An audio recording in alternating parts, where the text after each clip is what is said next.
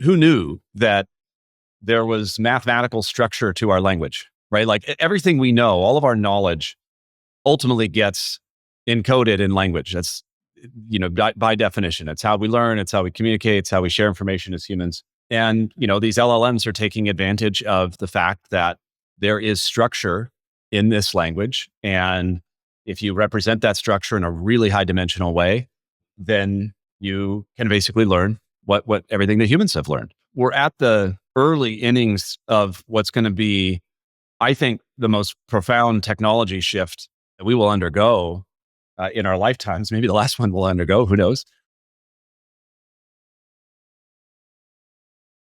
Alex, welcome back to the show. Hey, Brandon, thank you. Well, I can't believe it's been almost 2 years since you were last on the distribution. And oh my, a lot has changed. For people who are watching this, I think you can't help but notice you're 50 pounds lighter than you were when we last spoke. What is going on? Yeah, I've been on quite the health and also meditation and kind of spiritual journey since we last recorded, which we were just talking about was June 8th, 2023. So almost 2 years ago. And my hair is longer. That's right. A lot longer. I look quite a bit different. Yeah. I mean, I went on the personal side, I went through a divorce, an unexpected divorce, but one that, I got through just fine. But it kind of gave me the opportunity to step back and look at some of the decisions that I've been making around balancing my health and wellness and building Juniper Square and raising a family. I've got 3 young kids who are 10, 8, and 6. And just kind of came to the realization, when we recorded, the company was about almost 10 years old. We founded the company in February of 2014, and we recorded in June of 23. And for 10 years, I think like a lot of entrepreneurs, for 10 years, I gave it all to the company, everything I had. And, if there was ever a trade between something the company needed and some other priority I had in life, the trade always went to the company. And to some degree, that's just what's required. I mean, I hate to say it, but building a company is really, really hard. It doesn't come easy. It takes trade-offs. And it's like pushing a rock uphill. You take your shoulder off of that rock, it's going to roll right back down. That's a reality. And so that's what you have to sign up for if you want to build a company. At the same time, 10 years ago, or, a couple of years ago, 10 years in, company's pretty well established at that point in time. I think probably at that point we had close to 2,000 customers. So now the challenge is different. It's how do I do this for the next 10 years? And I could look at where I was at and I could see that there was no way that I could continue to make the same sacrifices that I was making with my health that I'd made for the first 10 years of Juniper Square and still do this job for the next 10, which I really want to do. And I have a lot of energy and passion for what we're doing. I still feel like I have a lot of ideas and our team has a lot of ideas for change that we want to see in the private markets industry. And so as long as I have those two things, I've got passion and energy and then ideas for how the industry should change and evolve. And then of course, I'm sure we'll talk about this, but you throw the wild card in of this huge technology platform shift in AI. And it's a really exciting time to be building technology and it's a really exciting time in private markets, which I'm sure we'll talk about. Yeah. So I went on a meditation retreat, my first meditation retreat, a week-long silent meditation retreat where you just sort of sit there and meditate for a week with basically no prior meditation experience, like totally jumping in the deep end. I think I'd listened to a calm, 10-minute meditation episode before or something like that. And I just kind of came face to face with the reality of my health situation. I've got a neuromuscular degenerative disorder, kind of lifelong chronic disorder. And I just decided, I'm going to prioritize things differently. I'm going to take my health and make it a top priority so that I can be a better father, be a better CEO, be a better leader, take better care of myself, be around longer. And that's really the journey that I've been on for the last 2 years. Of course, GLP-1s help. I went on Ozempic and that helped me really get down the curve of losing weight quickly. I was almost 250 pounds and I weigh 190 now, and I've probably put on 20 pounds of muscle. So the amount of fat that I've lost from my body is pretty crazy. And so GLP-1s were a helpful part of that. It's not like I did this through discipline and diet alone. And so that helped me get down the weight curve. And then once I cared more about building muscle mass and strength and mobility, I went off the GLP-1s. It's pretty hard to build muscle on those medicines. And it's been a big focus for me since. So yeah, thank you for noticing. We actually had a joke at the one of a company offsites I was at in India. Maybe we'll talk about India a bit too. That's been a big theme for me over the last couple of years. And we were talking about, we have to take security really seriously as a company. So we're responsible for $1.5 trillion of the world's private capital on our platform. We manage, pretty close to 1 million different investor accounts, 40 or 50,000 private markets funds. And so we're a big target when it comes to needing to defend ourselves from a security perspective. And then, of course, I am as a CEO, so I have to take it really seriously.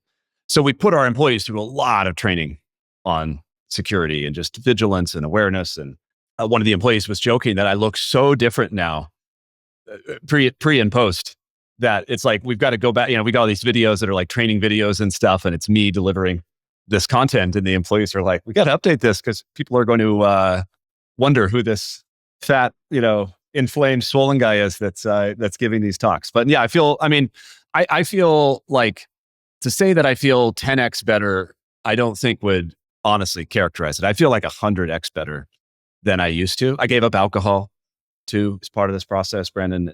So yeah, I feel like a different person. I feel super charged up for the next decade ahead for Juniper Square. Awesome. Well, I appreciate you sharing the story. It's not common. As you know, I start all my podcast episodes with understanding the person behind the person. I think it's really humanizing. And a lot of what you just said, I know is what other people are struggling with in some forms. And, just to put it out there and be honest and transparent about it, I think is really impactful and kind of helps, people understand that, the transformations are possible and they're hard. And I'm excited to see where you are. And I can see, and I know from working with you day in and day out, how energized you are for the business. So let's talk a little bit about the business. There's a lot going on. You mentioned, kind of where the business was 2 years ago when we last spoke. Maybe give me your quick take of, what's changed over the last 2 years inside of Juniper Square from a business building perspective, and more broadly, just from a private markets evolution perspective. Yeah, the last 2 years, it's been a tough macro, obviously, that affects, our primary segments that we serve. We serve all private markets managers, right? So we have active managers who trade crypto. We have managers who own farmland. We have managers that do credit funds. We have managers that do just classic, buyout private equity funds, real estate funds, venture funds. The common theme is if you raise money from outside LPs, whether in a fund or an SPV or, syndications or whatever, then all the stuff around managing those LPs, the reporting, the accounting, the compliance, the treasury, the kind of all the undifferentiated heavy lifting we help our customers with. So we see the effects, differently in different asset classes. Private equity has held up the best. And of course, commercial real estate and venture have been more impacted in the high rate environment. And, as we record this in March 21st, 2025, we're still in a 4.25 10-year rate environment. So we're still in a tough, high rate environment. So it's definitely been a macro that has been harder the last 2 years for our customers than, say, the 2 years from 21 to 23. That's for sure. Now, that said, it's been remarkable how resilient the industry is and how much just investing opportunity there is out there in private markets. And I think whether you believe Bain or McKinsey or BCG or BlackRock or anyone that's put out studies on the private markets, I think when you look at the 10 years that's coming, the optimism, the scale and growth of the market. I mean, I think Bain thinks the market's going to go from like $30 trillion to $60 trillion. Others think it'll go from 30 to 50. Others think, 25 to 45.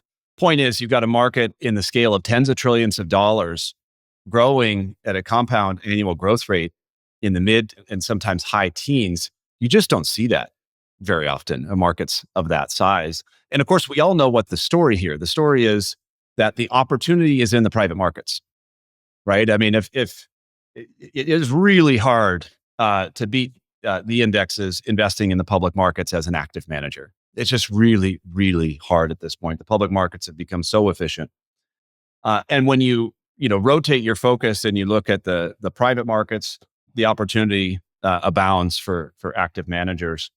And so we see that in the excitement and enthusiasm of our customers. And I'd say there's three big trends that we have seen emerge over the last kind of couple year period for private markets that we're really focused on helping our customers with over the long term.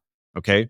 So those three are, number one, the rise of retail investor, right? So if you look at where the growth in private markets is coming from, private markets were really built by public pension investors, right? You roll back the clock to like 1980, VC didn't really exist as an asset class, very, very emergent.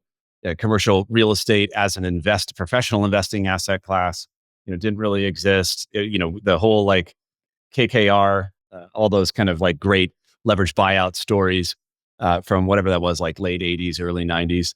So the industry is under 40 years old, and the investor that really kind of built the industry was the public pension plan, the public pension investor. They're advised by consultants.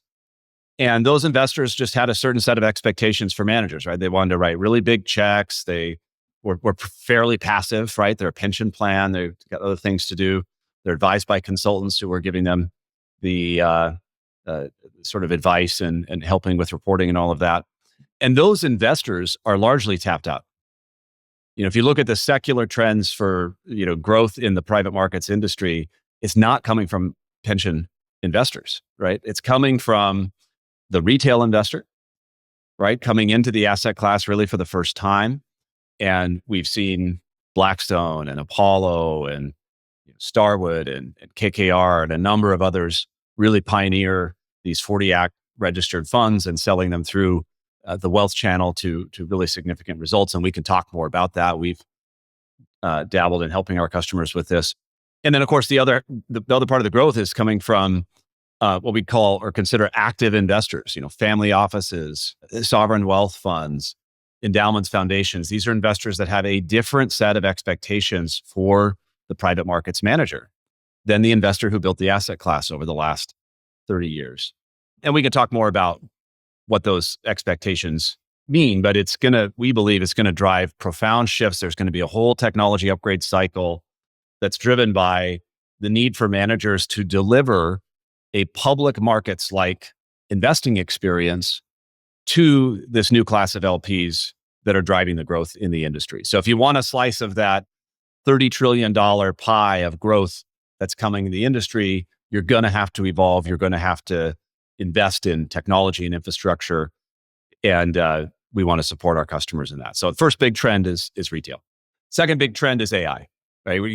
It is so wild. And I'm in the camp of 90% optimistic on AI and of course, 10% gravely concerned. I think we have to have humility for how little we understand about how intelligence works and sort of the forces that we set in motion with our relatively limited cognition and kind of intellectual capacity. Now, that said, the reasons for optimism abound, and who knew that there was mathematical structure to our language, right? Like everything we know, all of our knowledge ultimately gets encoded in language. That's, by definition, it's how we learn, it's how we communicate, it's how we share information as humans. So everything we know has some object representation in a word or set of words that allow that to make sense for us and allow us to communicate and learn around it. And, these LLMs are taking advantage of the fact that there is structure in this language. And if you represent that structure in a really high dimensional way, then you can basically learn what everything that humans have learned, right? And we're at this phase where everything that can be learned from the publicly available information on the internet has been learned by these foundational models. We're now at the edges converting in human knowledge that is harder to get, sits in brains, but that will get converted into these models as well.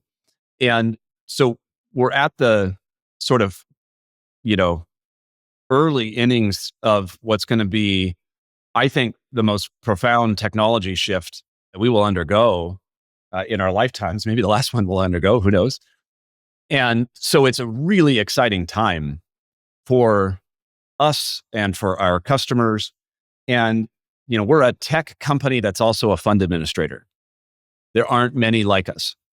And so our ability to marry a really deep understanding of fund administration, of all the esoteria and detail of private markets, of all the regulatory structure and all of these nuances to a really complex industry, and then marry that with technology know-how and the ability to build really great software and to be at the edge of these new technologies like AI, that really makes us different. There really aren't many other fund administrators with brand at scale, with trust at scale, who can make that claim. And so we feel this really deep sense of responsibility to help our customers sort of future-proof their business to this huge trend that's coming in AI. And, basically like any work, I'm not saying anything new or novel here that's not already widely understood, but any work that's happening in front of a computer is going to be done much better by AIs. I mean, I was talking with one of our investors who's an investor in another company as an example of this AI company that has completely digitized their recruiting process. The entirety of the recruiting process happens via LLMs. The LLM, 500 applicants apply for a job. The LLM interviews all 500 of them, right? You don't have a human sifting through resumes, right? 500 interviews get done at what? 20 cents an interview or something like that, right? And you advance candidates through the process, all driven by the LLM. Maybe you have a final meeting at the very end for kind of like a human to human vibe check, make sure you want to work with this person. But then what's the beauty of it is you can then look for the indicators of performance. Like, did you hire well? Did you make the right hire for the job? Are they performing? And then feed those attributes back in the model, and you get this closed loop system that makes you better and better at hiring. And that system is so good that some of the major foundational model companies that use this company for hiring do not rely on a human at all in the interview loop anymore. So that is just like a small example of the scale of the change that's coming, where if it is knowledge work, if it happens in front of a computer, if you get information from a computer, you do something with that, you send it on down the chain, no matter what that is, that work is going to be done by an LLM much better than you can do it. And what I tell our teams is, this is really exciting, right? You can have a defensive posture about this, or you can have an offensive posture around it. And the defensive posture is, oh my God, think about the automation, think about the job loss, think about all the work that's going away. And that will happen for sure. But I think the way that we'll see industries evolve is that we will have 1/10 of the workers or 1/100th of the workers in these different categories, but they will be 100x more productive, right? Because they will be able to be creative. They'll be able to originate new thinking. They'll be able to leverage these tools to get, 100 times more done in a day than people could before them. And so, I want our company to be full of people who are excited by that future, who are, adopting these tools quickly to become one of those employees who are 100x more productive. Because those who can't change and can't evolve, yes, we're going to have to find other work for them to do to fill the day and find meaning in the world. And so anyway, so AI is the second big trend that we're excited about. And then the third one, I wouldn't say we're excited about. This is sort of what we all have to deal with working in the private markets industry, is just regulation. The industry, if all of your LPs are $100 billion pension plans, that, and they're very sophisticated investors, and there aren't that many of them, and the industry is not that big, then the regulator is going to kind of keep you, keep an eye on you, but out of the corner of their eye in the distance. If your industry is growing to 40, 50, $60 trillion, you're getting to systemic scale. If the investors who are investing are Main Street retail investors, then you're going to be right in the bullseye of the regulator. And, and we've seen this, we saw in, I think it was November 2023, the Financial Stability Oversight Council basically finalized guidance that said, okay, we can declare private markets participants, private equity funds, hedge funds, as systemically important financial institutions, right? In September of 24, just last year, we saw FinCEN adopt a new rule that required all investment managers to implement an AML CFT program by January 1, 2026. We saw TD Ameritrade was fined $3 billion by the US regulators. I think this was October of 24 for lapses in their AML program. So we're just in an environment where regulation is sort of this one-way ratchet on GPs that is going to make life more challenging if you're not investing in the system and the tooling and the infrastructure and the technology to make complying with those regulations easier. Now, of course, we have a new regime in Washington, right? We have a different, let's say, mindset around regulation in Washington now than we did in October 24, these other dates that I'm mentioning. So it may change, but I think of this as sort of like, when you have an overall trend line that's going up and to the right, you can have peaks and valleys in that trend line and still be moving in one direction. So those are the three big things that we have seen over the last couple of years really emerge super clearly. Rise of retail, AI is this huge platform shift that we're all going to have to deal with. It's going to have profound implications across society, but especially in the way that private markets fund managers operate, and then this growing regulation. And so a lot of our focus for the last couple of years has been how do we help our customers adapt to these trends? And you can really summarize it and boil it down to we need to be the partner to our customers where they feel comfortable and they feel that they can trust that we will future-proof their business, right? That we will put them on the wave of change so that they can focus on what they do best, investing, creating returns for investors, et cetera. Each one of those topics could be a multi-hour, multi-week conversation. Let's take them one by one, just at a high level. So, retail and the rise of private wealth and the individual investor is top of mind for all GPs right now, not least of which is because it's really hard to raise money from the traditional institutional investors, as you said. But we haven't seen the massive tipping point yet where everybody's out there successfully raising money. What do you think structurally needs to change about private markets to enable this great unlock? We've seen Blackstone, we've seen Apollo, we've seen some groups figure it out, but at a relatively small scale when you're thinking about the total market size. That's true. And I would say when you look at all of the money that's been raised through the private wealth channel, there's a massive power law at play where, Blackstone's raising 80% of it, Apollo's raising the next, 10-15% of it, and then you've got KKR and the S-REIT and a few others. Carlisle's got, one of these evergreen kind of 40 Act registered funds now. But then there's a long tail of managers that are really struggling, who are trying, and many of them are customers of ours. So we have kind of a front row seat with them of what's working and what's not. I think that some of the lessons that we can take away so far are that, to sell through to the wealth channel, you got to be able to provide some degree of liquidity.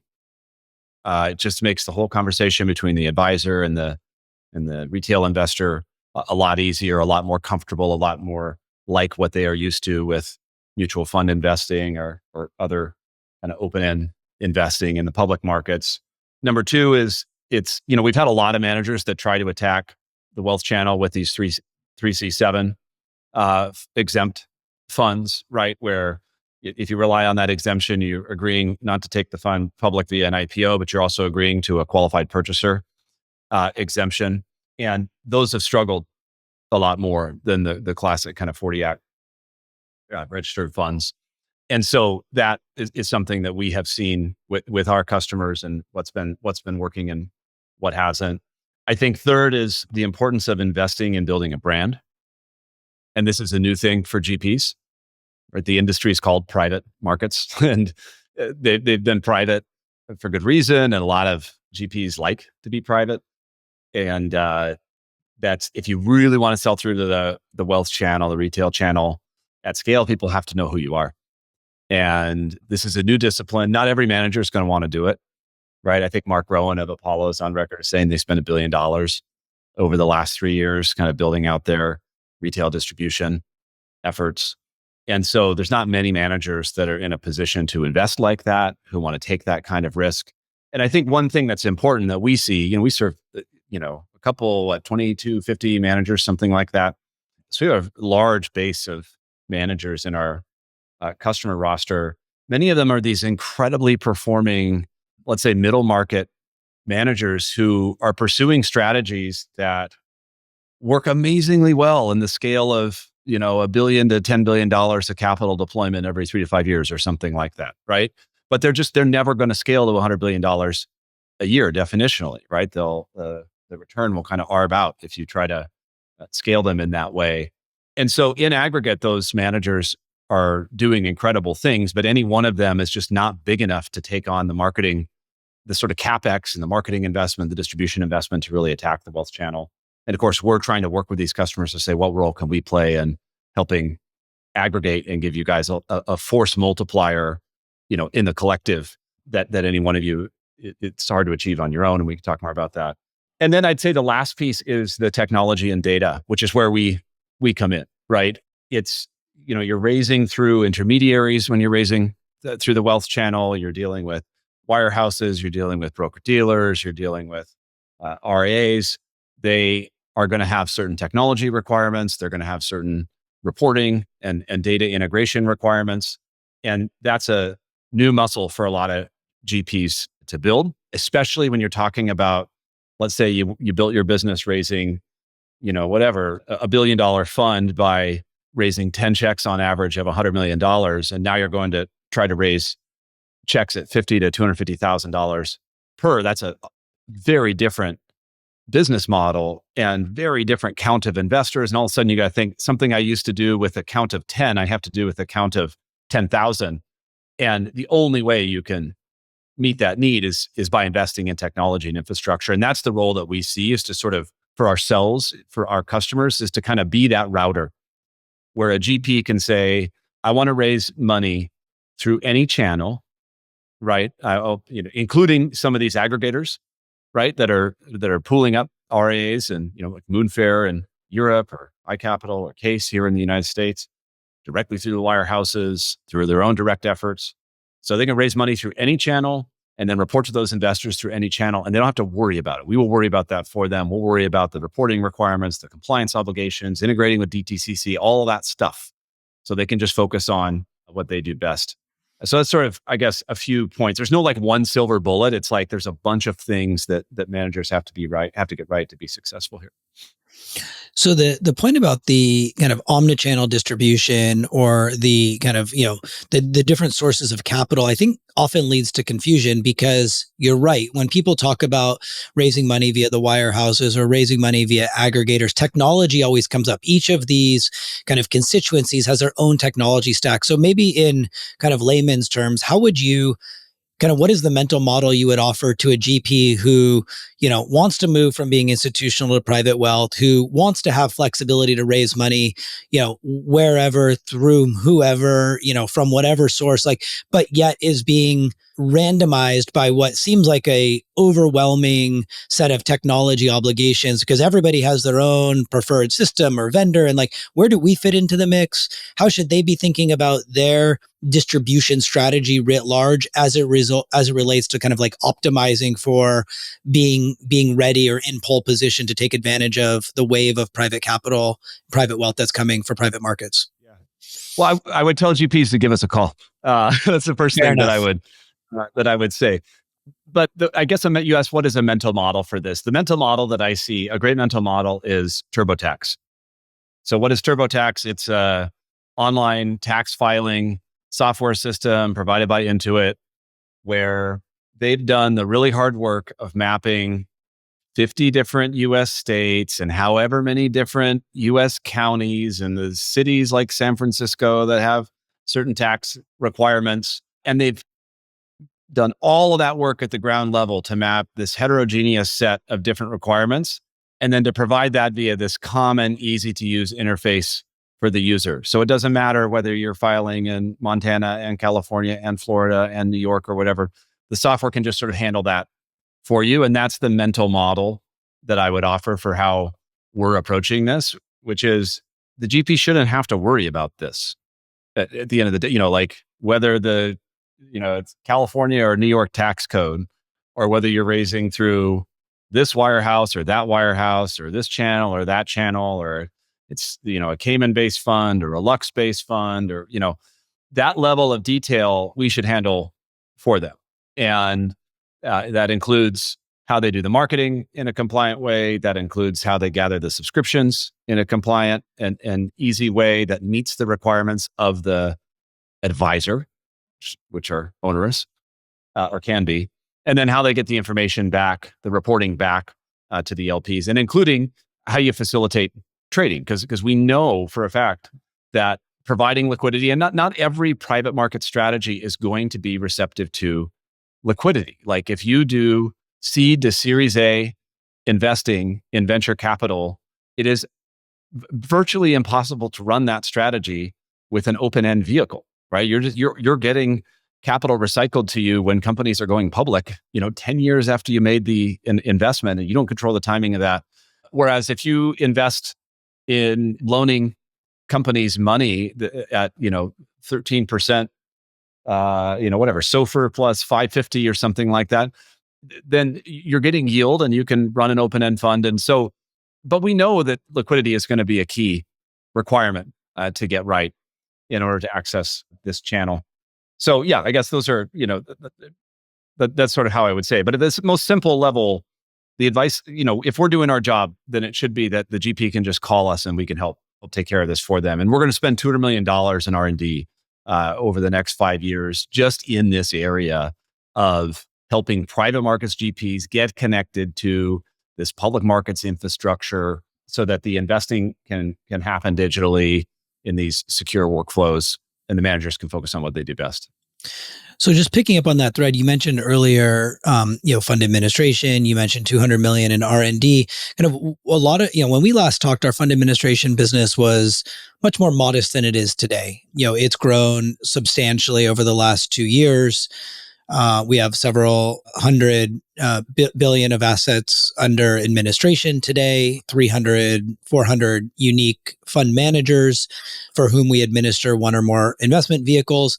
How does but a lot of people say, well, why did you decide to get into the, fund administration business? Like, what are you doing here? I thought you were a technology company.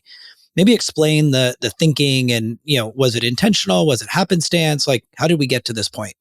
Well, we see our job as helping GPs with all of I use this word, Jeff Bezos coined this word, undifferentiated heavy lifting, meaning all of the things that are common to every GP. Every GP has to do them.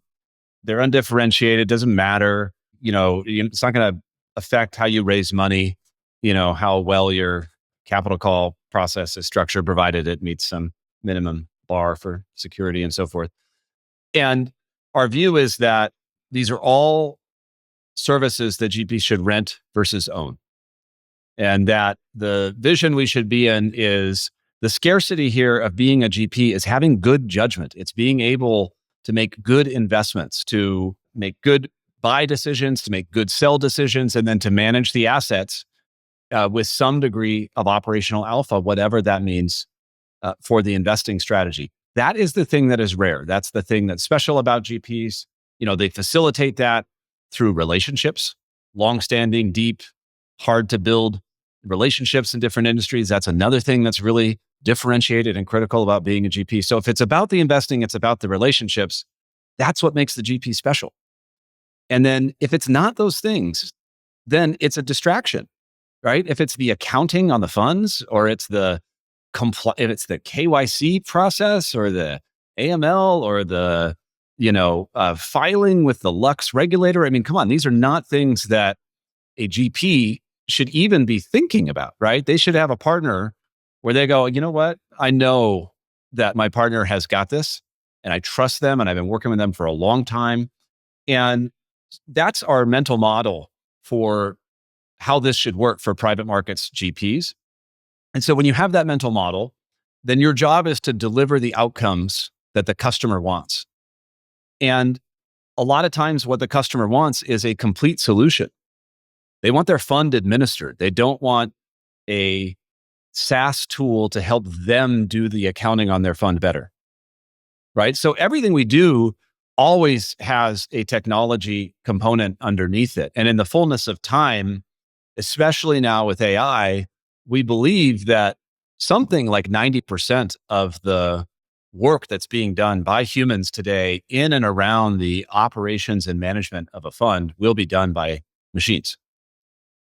Now, the 10% that really matters, the client engagement, the relationship, the advice, the being there to support the customer when they need it, that's not going away, or we don't think it will, right? But most of the work that exists today will be replaced by technology. But the reality is the customer wants to buy solutions, and our job is to deliver that solution. So we follow the customer with what it is that they need from us. And customer needs fund administration in addition to needing technology to power their fundraising process or their reporting and investor portal experience, or any other part of their business. And so our job is to be agnostic, right? It's to always have technology at the core, at the DNA of what we build. That makes us different. That's how we are different as a fund administrator, is this ability to connect the services the customer needs with the ability to design and build great software, great technology. But so for us, it's a very natural extension, and we will follow. It's not like we're done in fund administration. It's not like we're going to be we're known as a portal provider before we got in the fund administration business. Now we're a scaled fund administrator, as you mentioned. And it's not like we're done at those two businesses. We're going to follow this principle of what do customers need from us that's common, undifferentiated. It's services they should rent versus own. And then how do they want to consume it from us, right? Do they want technology tools? In which case we can deliver them, technology tools. They can turn the knobs and switches and dials. In some cases, that is what they want. And in other cases, they don't want that. They just want the assurance that something is getting done. It's getting done well. It's getting done accurately and on time. And then in that case, our job is just to provide them that outcome. And so we have a very strong principle that we follow of what our job relative to the customer is. But then we're very flexible as to whether we're deploying the technology customer facing or we're giving them the service as the outcome. Well, we're on this thread. Can you think of an example of something that a job to be done that we hear from GPs that's currently kind of unsolved or not solved in a satisfactory way that we're Juniper Square is focused on or will be focused on going forward? Like what falls into that bucket? Sure. Let me give you an example. So let's say you are one of these GPs who is really actively thinking about the wealth channel and about distribution and maybe beginning to invest there. And you're thinking about all these different geographies that you're going to raise money from. And you're thinking about all these different channels and all these different types of investors, right? Well, so for every one of those investors who comes in, you're going to need to do KYC on them. You're going to need to basically, put them through a good order check of like, is this investor, good to accept to the fund, or are things not in good order and you got to, put the application back and resolve something.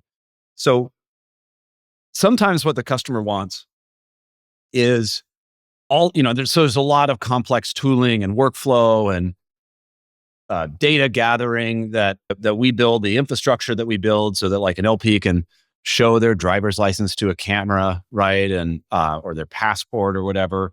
And there's interesting AI scenarios for how we, extract that data more efficiently and so forth.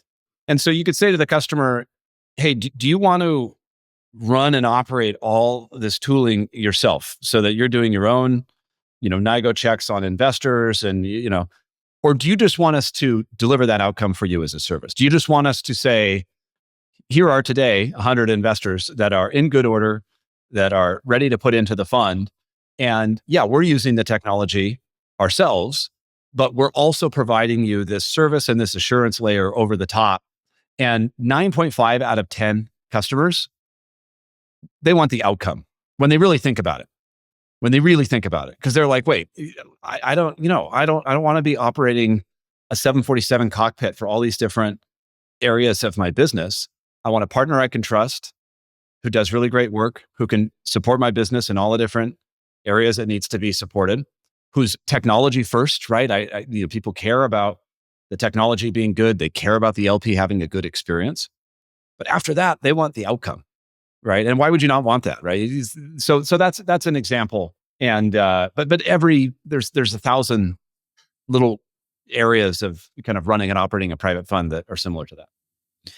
Just on that note, before we move to AI, can you talk a little bit about your vision for this idea of kind of like a universal investor profile or investor passport? I've heard you talk about it before, but I think it's interesting to unpack because it's at the intersection of, technology enabled services, private wealth. It kind of really encompasses a lot of the trends that we're seeing in the market in terms of how to provide solutions for GPs and their investors. So we run and operate something like 2,500 portals for private markets managers. And, those managers care a lot about those portals and how they look and how the calculations are performed and how the reporting is provided. And there's a wide variety of needs that we have to support, in those portals. And so in those portals, on one side is a GP who's reporting. And then on the other side are dozens to hundreds to thousands to tens of thousands, in some cases, LPs who are receiving, the information and the reporting. And what is maybe not surprising to folks is that the LPs are common across the GPs, right? So if you're a family office who invests in venture capital, chances are you also invest in real estate. You also invest in private credit, you also invest in private equity, and you also invest with multiple venture capital managers. And so we have many hundreds of thousands of LPs on Juniper Square, including, I think, something like, you might remember the numbers, they're not fresh in my head right now, but it's this insane number of kind of the world's share of qualified purchasers. Like most of the people who invest direct into private markets at any kind of scale are on Juniper Square as LPs, investing with our managers who are our customers. And the way this works in the industry today is each time there's a new transaction between a GP and an LP that let's say the LP is going to invest in the manager's 7th fund or whatever. The work around compliance, around the subscription, around accepting that investor in good order, it happens uniquely again and again and again, both within managers, but then across managers. So if you're an LP and you invest with that venture manager for the 7th time, oftentimes you're going through the KYC process fresh, you're going through the subscription process fresh, as though you're not a repeat customer.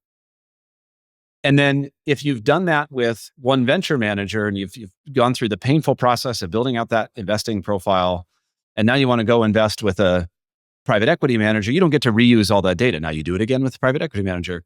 And so this uniqueness of all of the drudgery around the compliance and the treasury and the banking and the subscription and then it's, securing the profile and all of that is not something that should be done manager by manager by manager by manager for LPs, right? The LP should be able to maintain a common universal profile that works across every GP on the platform.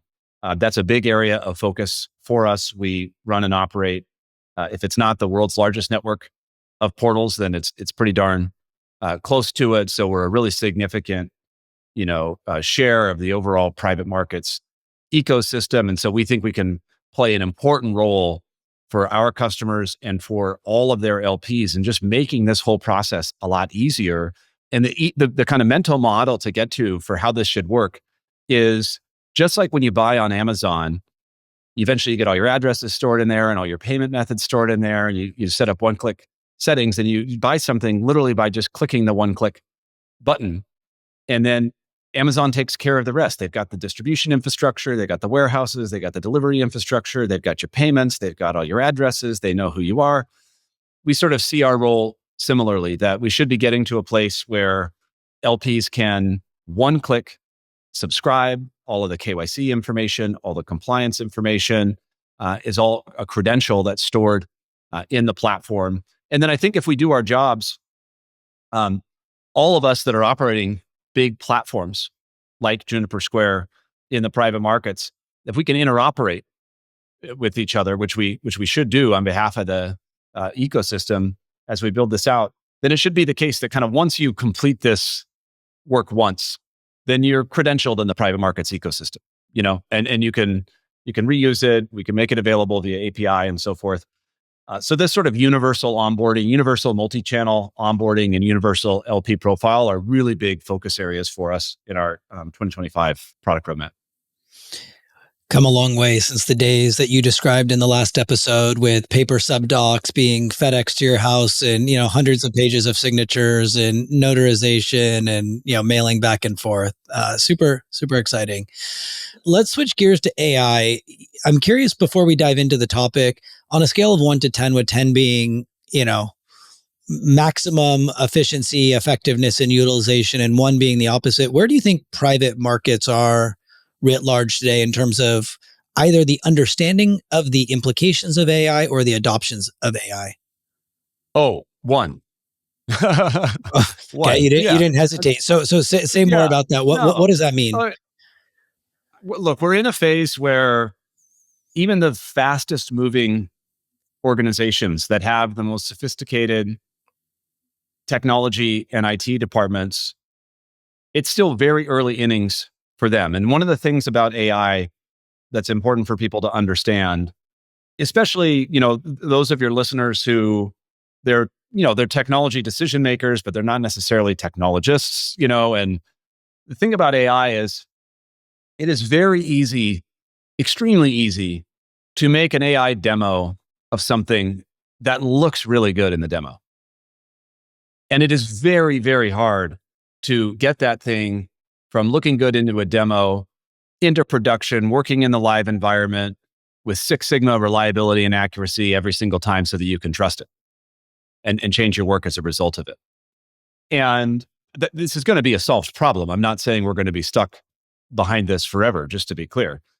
But we're in that phase where a lot of the early prototyping, or, we've got a customer, for example, that prototyped an internal DDQ response tool that, compiled all of their DDQ responses and then would compose based on being trained on all of the prior questions and the responses to those questions, will compose an answer for the customer. Again, this is the type of thing where you click compose and it answers this really complex question on your security posture or something like that. And you're like, oh my God, wow. But then you look into it and it's like, wait, did it really get all the details right? Exactly right? And that gap is huge.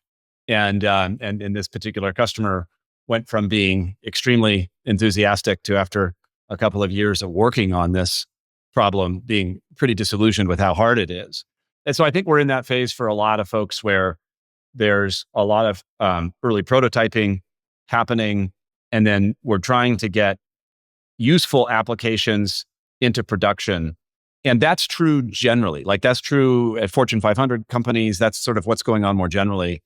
And the thing about private markets is, private markets GPs, there are certainly some exceptions, but, most people did not get into becoming an investor because they love running IT departments or they love technology. Like, that's just not why you invest in.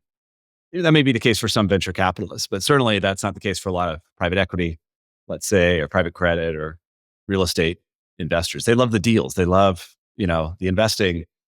Running the GP is like not the fun part. And so private markets GPs tend to be really far behind Fortune 500, IT departments. So if that's where Fortune 500 is, a lot of our customers are still at the phase of like, I'm trying to figure out what this means for my business. And that's sort of where I see it in terms of a lot of our customers, is understanding that a profound shift is underway, kind of knowing intuitively that this is not some hype cycle, but this is a very significant and material shift that they're going to have to adapt to, but then not really knowing what the next step is that you take beyond that realization. That's sort of where I see it.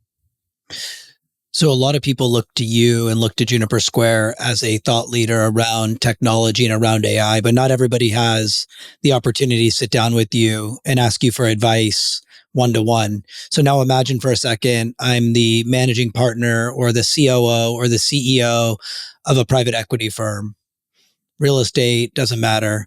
What advice would you give to me if I'm asking you, hey, Alex, like I understand the platform shift that's happening. I understand the significance of this, but I'm stuck. Like, what should I be doing? How should I be thinking about getting started on this journey?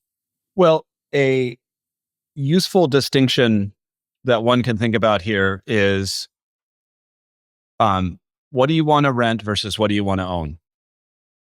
And do you even need to own anything in AI as a private markets investor? And I believe that for most private markets investors, they're not going to need to own anything, which is just to say, for quite some time anyway, it's not going to be that critical that they develop and run and own their own AI models. As much as we all might like to say, like, oh, we're an AI driven investment firm or something like this. I think when you really look at it, a lot of look, in the fullness of time, a lot of what it is to be a GP and make really good investment decisions, again, depending on the asset class, is fundamentally knowledge work that has a pattern. There is an algorithm to it, even if it's the partner's intuition. That intuition is derived from years of experience of underlying pattern matching, and the AI will train on that over time. And so, even the role of investing, I think, is somewhat susceptible, but over a long period of time. Like, that is not one of the near term jobs to be at risk in the way that, say, paralegal is a job to be at risk. And so, I think the first question is, do you even need to own anything at all? Which is just to say, can your posture be, I'm just going to look to my vendors to make sure that they are delivering me AI solutions? Or do I need to have my own team of engineers and there's nothing different about AI that all this, and this is a confusion that I see with some customers. They're like, oh my God, I got to go try to hire some Stanford, AI native computer scientists and build an AI team so that I can have an AI investing model. And I'm, 9.5 times out of 10, I'm like, no, don't do that. You don't need to build your own software any more than Juniper Square needs to develop its own office building because we need a place, to work. People specialize in that. We're going to rent or lease space, and then we're going to build software within that space. And so most investment managers should think of it the same way, which is, I'm going to look to my vendors, my partner, my existing trusted partners. And if they're doing their job, they should be delivering you, and they should be giving you a roadmap of where they are going with AI to support your business. The other bit of advice I would give to people, and this is what I talk about with our internal teams, is to really adopt and get value from AI, you're going to have to step back and re-engineer your business. You're going to have to rebuild your business. You're going to have to look at a new technology and say, in light of this the presence of this new technology, would I structure this function the same way? Because maybe and almost always the answer is going to be no. You would structure it completely differently. And this is going to be the really hard part. Because if you just go to your teams and you say, everybody should adopt AI, they're going to go out and they're going to find some tools to adopt, and you're going to get like 5% improvement. Because that's not the pattern that you want to be looking for. You want to be looking for, where are there pockets where adopting AI can lead to 100x improvement in outcomes in your business? And then you find that tiny little pocket, then you figure, okay, now how do I take that 100x improvement and then amplify it across the organization, right? And so much of it is about driving a mindset shift in the employees. Not every employee is open to change. Not every employee is excited about learning a complete new way of doing things. So a lot of it is creating a culture that supports that. And this is what is going to be hard about adopting AI. The industry is moving very fast. We're investing a ton in AI. Hopefully, every GP's partners are investing a ton in AI. So GPs are going to have from all of their vendors a wonderful list of AI tools to adopt. Just like we as the software developer, we already have a wonderful list of AI tools to adopt in our development of software. And the challenge is not going to be the presence of those tools. The challenge is going to be the re-engineering, the re-architecting of the business process that's required to take advantage of them. And that skill is in really short supply, generally in the world, but especially within GPs, because again, what it is to be a GP is to be a really great investor. Like there's very few GPs that are super excited about completely retooling the operations of their business. They want to go do the next deal, understandably. So that'll be, I think, what's hard. And that's where I try to focus people is like, that's where I'm trying to focus our teams. We make a big distinction between AI that we're developing for our customers. That's our proprietary IP. We're doing our own model training and so forth. And then where we're looking to just be a consumer of AI technologies developed by others. Like we do not need to develop our own billing AI solution, right? Like there's no IP in that for Juniper Square. There's a million companies that have billing problems, right? So we should adopt that from other companies. And that's the same mindset that I think GPs should have. So kind of final thoughts on AI. So why do you think Juniper Square is uniquely positioned to help GP solve some of these AI problems as a trusted partner? I mean, you talked a little bit about our role as technologists, but is there, there's a lot of data, there's a lot of insights. I mean, what is it that we have, that Juniper Square has, that, a legacy fund administrator doesn't, or a generalist technology company not focused on private markets may not understand? At this point in the technology development cycle, I think some key questions have been answered that weren't clear, say, when you and I last chatted 2 years ago. When AI first emerged, there were big questions about where value was going to accrue in the ecosystem. There were big questions about how these foundational model providers, kind of would adapt. And what we now, I think, can pretty clearly understand is that, there are a number of foundational models. And here I'm talking about the models from OpenAI, ChatGPT. I'm talking about Google's Gemini model. I'm talking about Grok from X. I'm talking about Claude from Anthropic, right? So these are these global foundational models that Llama from Meta, that are very expensive to build and train. I mean, it's tens of billions of dollars. And the great news is there are many of these models. They are competing with each other. They are all more or less equally good, and then the time scale for whatever the next frontier innovation that one of the model providers pioneers, for that to then be adopted by the rest of the foundational models is like 6 months later.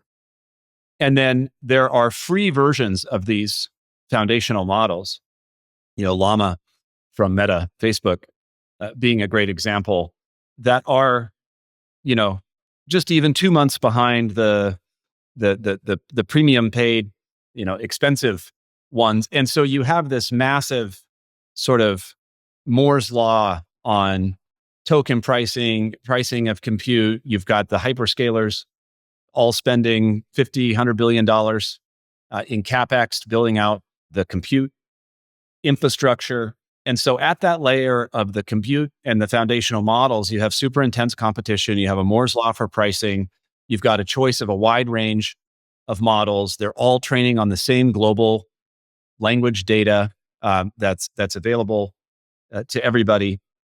And so now within businesses, where will the value be created? The value will be created by those companies that have the deep domain knowledge.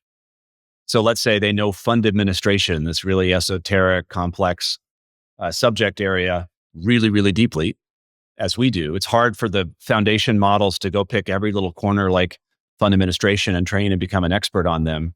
And so the companies that are at this sort of quote unquote application layer, where they have the domain expertise, They have the customer relationships already. Like it takes a lot of time. It's really hard to build thousands of customer relationships and then to maintain them and to have trust at scale and to, I tell our teams that trust is built interaction by interaction, again and again and again, and it compounds over time. And of course, it could be, broken in a minute.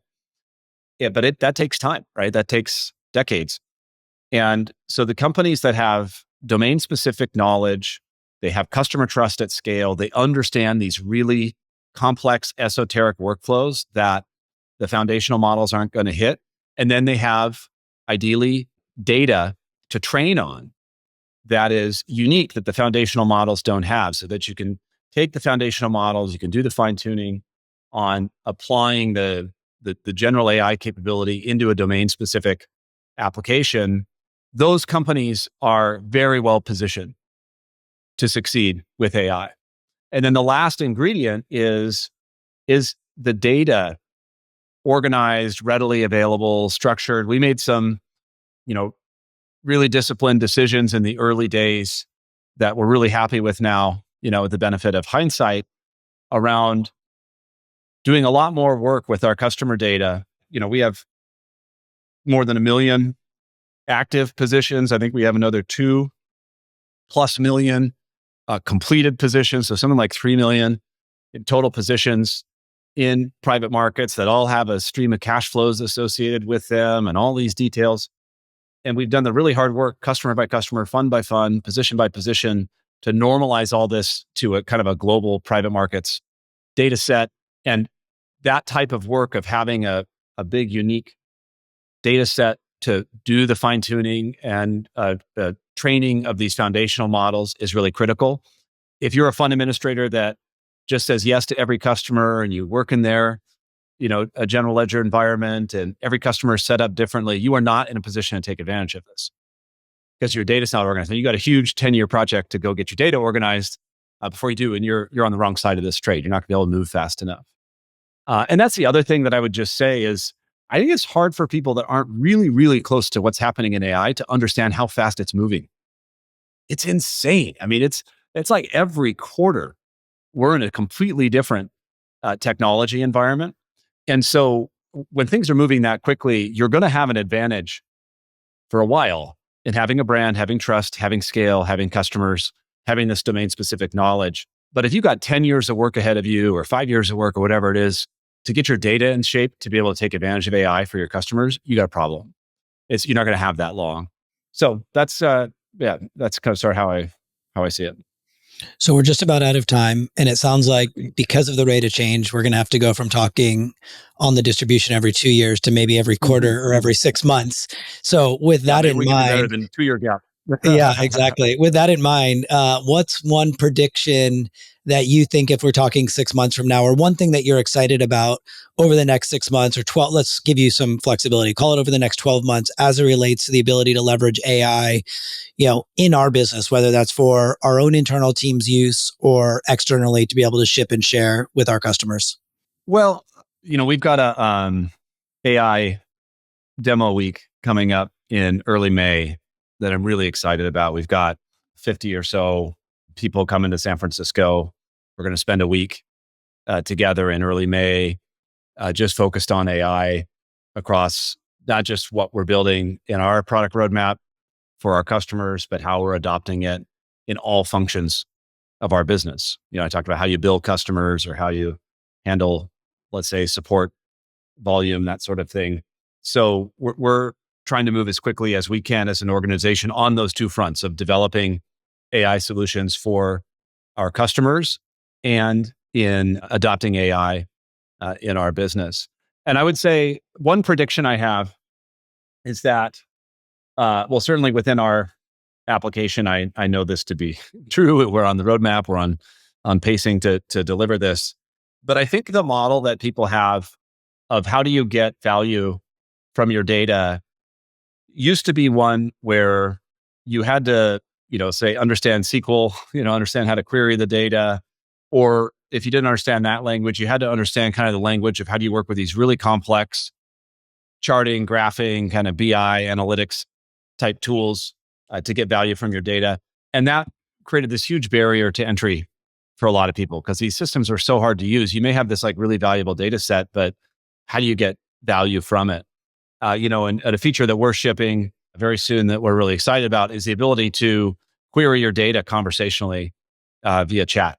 So you can just be interfacing just like you are with ChatGPT. Who are my biggest investors, and asking all kinds of questions, and then the system is building and charting and graphing those answers for you in real time.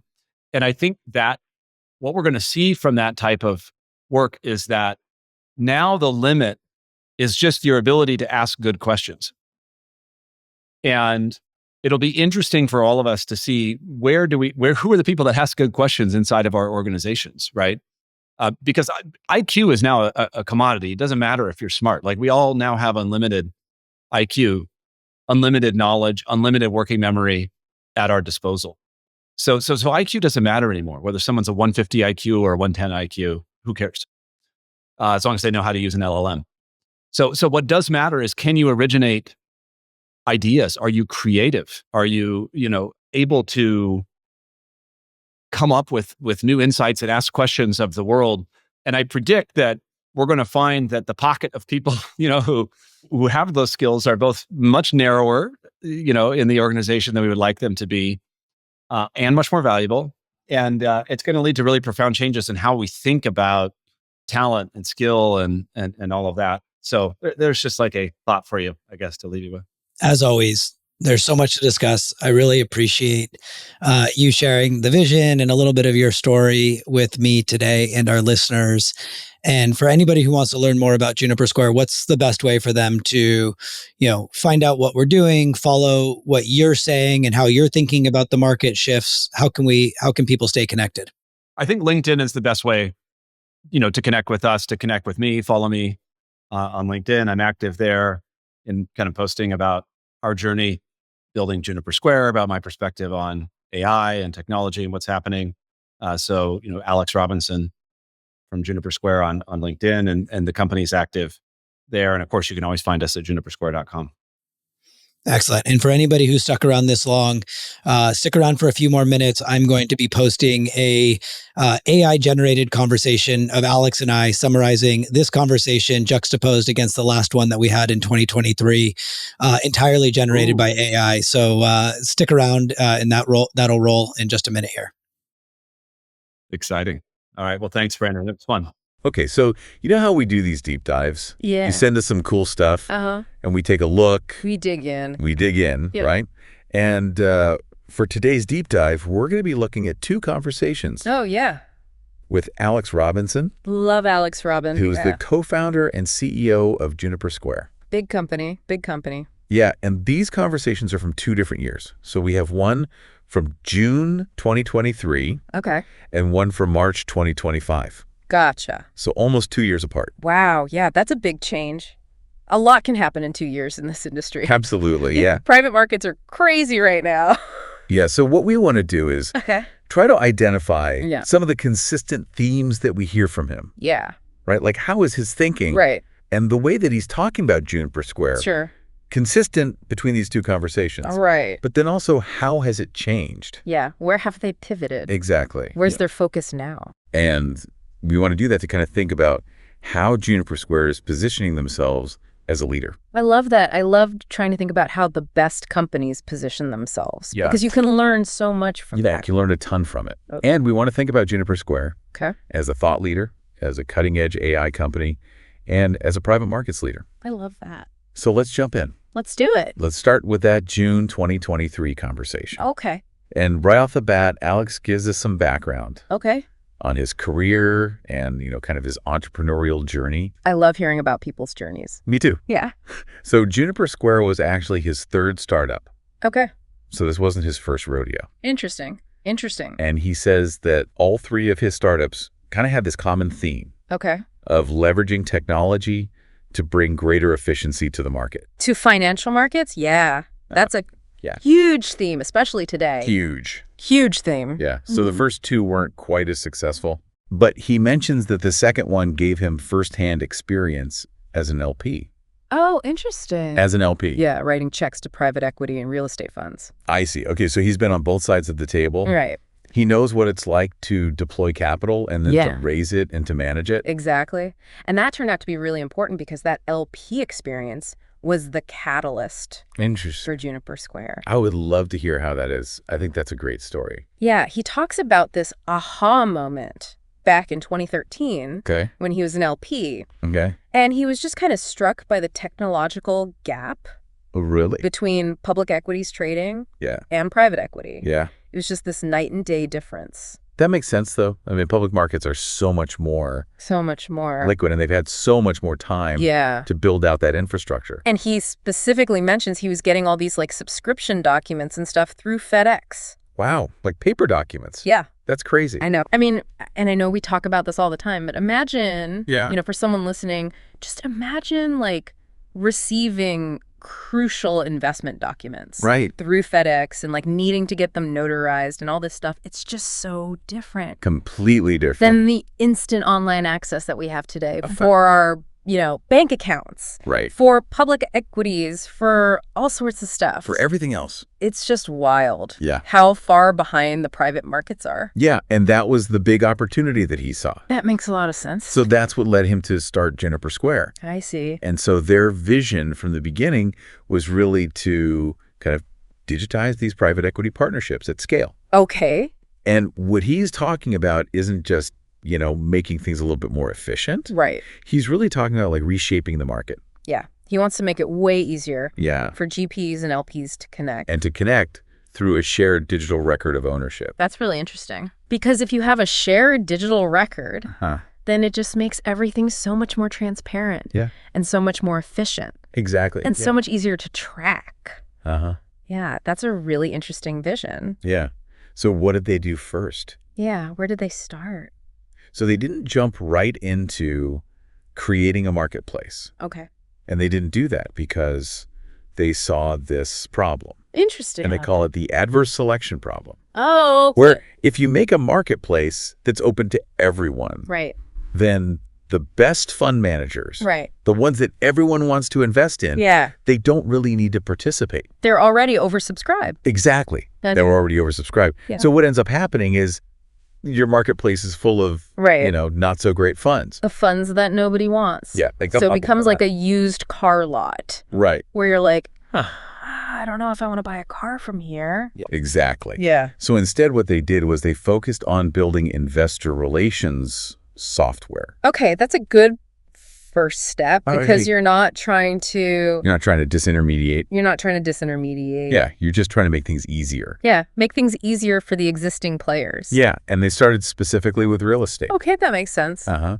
And they drew inspiration from some other companies Okay. that had done something similar, Like who? like TurboTax Oh, yeah. and OpenTable. That- These companies that went in and created software for very specific industries. Yeah, like industry specific. Yeah, exactly. Okay. ERP almost. That's almost like they were creating the infrastructure right. before they created the marketplace. Right.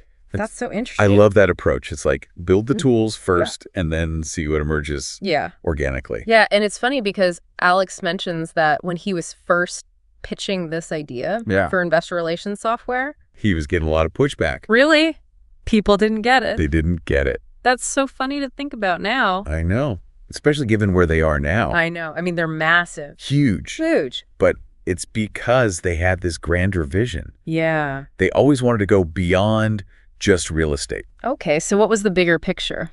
He mentions that their ambition was to build this consistent data model Oh, wow. that could serve the entire private equity industry. That's really ambitious. Uh-huh. That's a big goal. Yeah. But they started with real estate because it made sense. Okay, why did it make sense? Because he had a network in real estate. Okay. And real estate investments tend to be very information intensive. They are. You've got all these documents that, you know, Yeah, you've got leases, Yeah. you've got appraisals, you've got inspections. inspections. Yeah, all sorts of stuff. And then also real estate was a little bit slower. Slower to adopt technology, Exactly. which means there's more opportunity. Totally. Yeah. Yeah, because if everyone's already using the best technology, Right. then it's hard to come in and disrupt that. Exactly. But if there's a gap, then you can come in and fill that gap. Yeah. And he makes this point to clarify Okay. that their definition of a fund Uh-huh. was really broad. Okay. So it wasn't just... It wasn't just your traditional commingled fund. Right. It was also things like SPVs, joint ventures, all these different structures that people use in private markets. So they were really trying to be comprehensive. Yeah, from the beginning. Yeah. And that kind of leads into their move into fund administration. Oh, okay. So this is where they really expand. Yeah, beyond just that investor relations piece. Gotcha. And Alex talks about how this wasn't just like a random decision. Sure. It was driven by a few things. Okay, like what?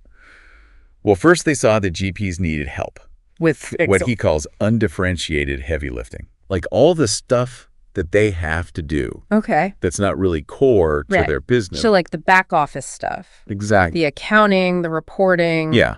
All that stuff. All that stuff. And then also the fund administration market was huge. It's a big market. Yeah. Especially as the private markets grow. Totally. It's just going to keep getting bigger. And they were getting requests for this type of service. From their customers. From their existing customers. Oh, okay. So the demand was there. Yeah.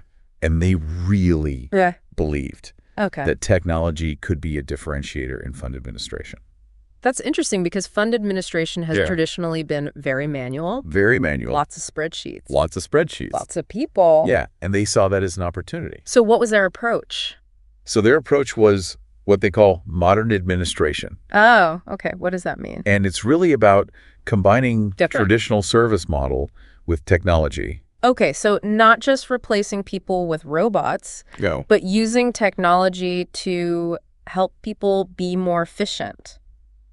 Exactly. Okay, I like that. Yeah, and so the idea is that you free up the human fund administrators to focus on higher level stuff. Yeah, like advising clients. Yeah. And giving them insights. And then the technology handles all the repetitive tasks. Right. And provides clients with better data. Okay, that makes sense. And he makes this prediction. Okay. That by 2033, so 10 years out from when he's saying this, he thinks that fund administration is going to be fully outsourced. Fully outsourced. In the private markets. Wow, that's a big prediction. It is. Yeah. And he compares it to the hedge fund industry. Okay. Where outsourcing is already very common. Right. Yeah. And he says there are a few reasons for this. Okay. First, he says that LPs actually prefer it. They prefer the outsourcing. Because it gives them independent oversight of the fund. So it's like a checks and balances kind of thing. Yeah. And then for the GPs, it lets them focus on what they're good at. Investing. Yeah. Right? Makes sense. And then he also says that scaled providers like Juniper Square can just offer a better service. A more efficient service. Yeah, because they have the technology. And they have the scale. Exactly. Yeah. So then he talks about one of the challenges that comes with all this growth. Okay, what's that? And that is finding enough talent. Oh, yeah. Talent is always a challenge. Always a challenge. Especially in a growing industry. Especially in a specialized industry like this. Right. Yeah. So they need to find all these fund accountants to do this work. And there's not a lot of them out there? Not a lot of them.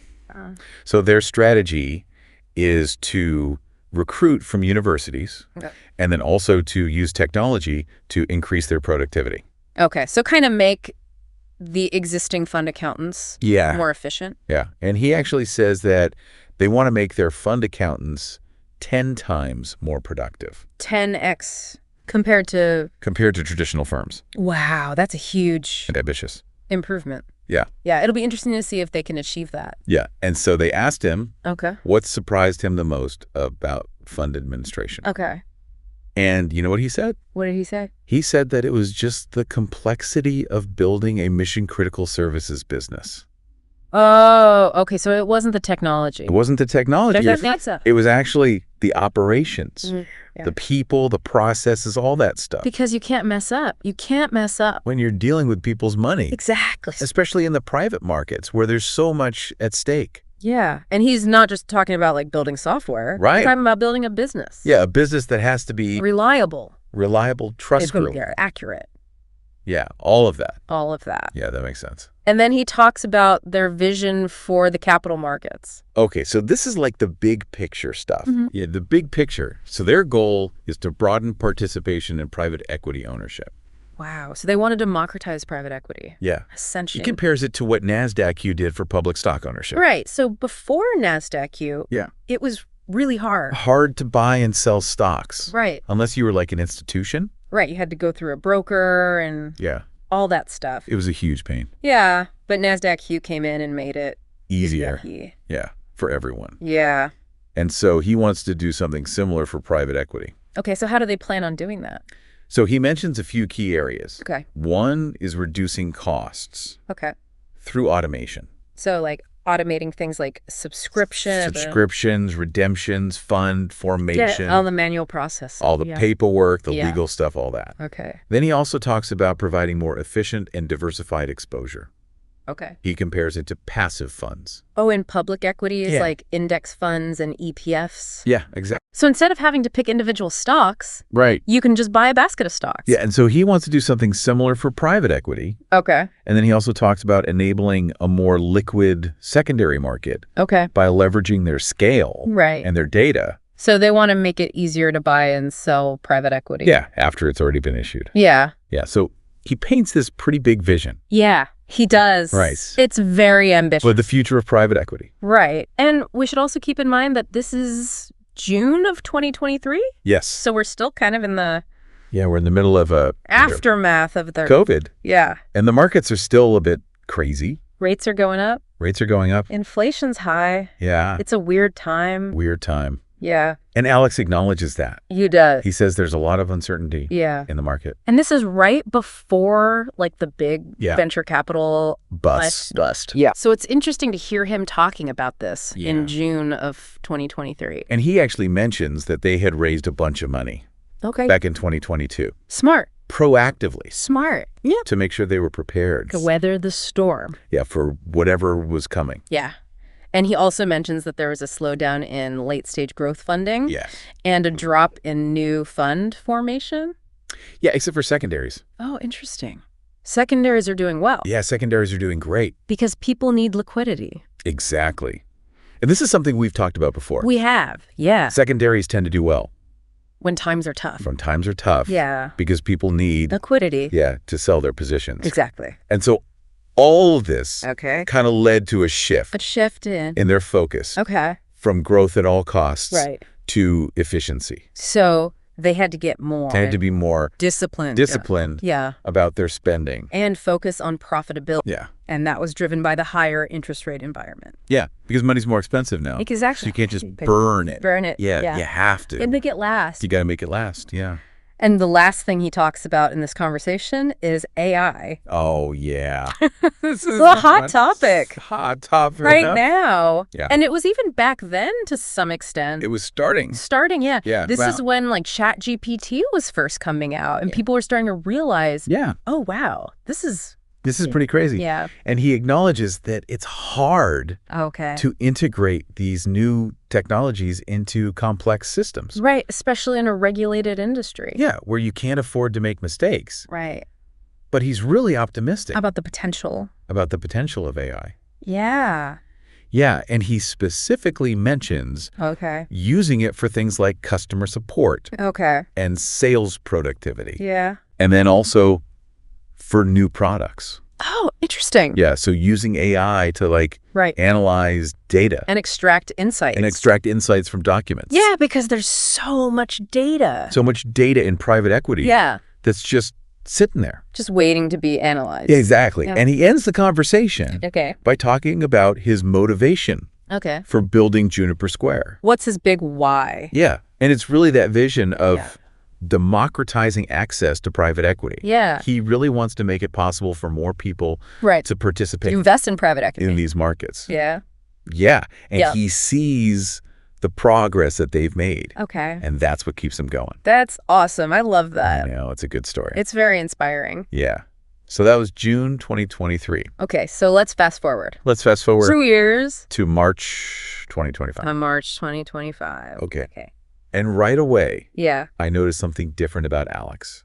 Oh, really? What's different? He looks different. Different? How? He's lost a bunch of weight. Oh, wow. And he's got this long hair now. Long hair. Okay, interesting. Yeah. And it made me realize that he's been on this personal journey. Right. It's not just the business that's changed. Exactly. Yeah. And he actually talks about it pretty openly. Oh, that's cool. Yeah. So he went through a divorce. He did this week-long silent meditation retreat. Wow, a week. A week? Of silence. Yeah. That's intense. It is. Yeah. He was diagnosed with a neuromuscular degenerative disorder. Oh, wow. and he decided to really prioritize his health. Good for him. Yeah. It's so important. So important. Yeah. And he talks about changing his diet, Okay. exercising regularly, Okay. and giving up alcohol. Wow, big changes. Big changes. Yeah. And he actually mentions that he used GLP-1s. Like Ozempic. Yeah, to help him lose weight initially. Okay. And then he started focusing on building muscle. Yeah. And he says he feels amazing. That's awesome. Like 100 times better. Good for him. Yeah. That's so great to hear. Yeah. And he says he's supercharged Yeah. for the next decade of Juniper Square. Awesome. So good for him. Yeah, that's awesome. I love that. Yeah. It's great to see people Taking care of themselves. taking care of themselves. Yeah. Yeah. Both physically and mentally. And then we transition into talking about the business. Okay. And he acknowledges that the macro environment is still tough. Yeah. Interest rates are still high. Right. And that's having a bigger impact on some sectors than others. Like what sectors? He specifically mentions commercial real estate Okay. and venture capital Yeah. as being hit harder than private equity. Interesting. Okay. Yeah. But he still believes in the resilience of private markets. Okay. He says that there's still a huge investing opportunity. Okay. And he points to the growth forecasts from all these big firms. Okay. Like Bain, McKinsey, BCG, BlackRock. Right. All the big consulting firms. They're all predicting massive growth In private markets. in private market AUM. Yeah. And we're talking tens of trillions of dollars. Wow, that's a lot of money. Yeah. Yeah. But he also acknowledges that things have shifted, Okay. and they're now focused on 3 key trends. 3 key trends. Okay. I'm ready. Hit me. So the first trend is the rise of the retail investor. Oh, interesting. So like individual investors. Yeah, not just institutions anymore. Okay. He says that a lot of the future growth Okay. in private markets is going to come from individuals. Yeah, that makes sense because there's so much There's so much wealth held by individuals Yeah. that's not in the private markets yet. Exactly. And he mentions that firms like Blackstone and Apollo and Starwood and KKR, Right. The big guys. yeah, they're already launching these 40 Act funds Right. to tap into this market. Yeah, because 40 Act funds are They're regulated they're regulated by the SEC. Yeah. So they're more accessible to retail investors. to retail investors. Yeah. And he says that this is going to require some changes Okay. because retail investors expect a different experience. Right. They're used to. They're used to public markets. Yeah, they're used to buying stocks on their phone. Exactly. Yeah, And so private markets firms are going to have to upgrade their technology. they are. Yeah. And their infrastructure To meet these expectations. to provide that same level of service. Exactly. Yeah, that's a big challenge. It is. And he mentioned some of the challenges Yeah. with this retail investor trend. Okay. So one is this idea of the power law, Okay. where a few big firms Okay. dominate the fundraising, Like Blackstone? like Blackstone and Apollo. Yeah. They get most of the money. Okay.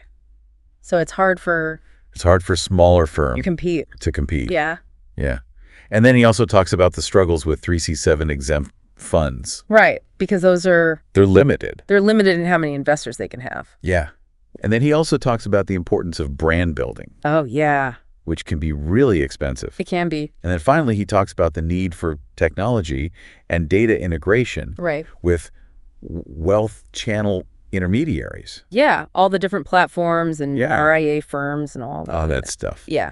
And he actually says that Juniper Square sees this as an opportunity. Oh, okay. So they want to help They want to help private market firms reach these retail investors. reach these retail investors. Yeah. And he uses this analogy of TurboTax, Okay. which is interesting Yeah. How so? because TurboTax handles all these complex tax regulations Oh, great. and filing methods. Yeah. It makes it easy for people to do their taxes. Right. And so he's saying that Juniper Square wants to do the same thing For private markets. for private markets. Yeah. Yeah, they want to handle all the complexity, Right. All the different regulations. the different channels, Yeah. the different requirements. And just make it easy for GPs do it easy for GPs to reach those investors. to reach those investors. Yeah, I love that analogy. And they're actually putting their money where their mouth is. Oh, yeah. They're investing $200 million Wow. over the next 5 years Okay. in R&D Okay. to build this out. To build out that infrastructure. Yeah, to connect GPs Right. to public markets infrastructure. Yeah.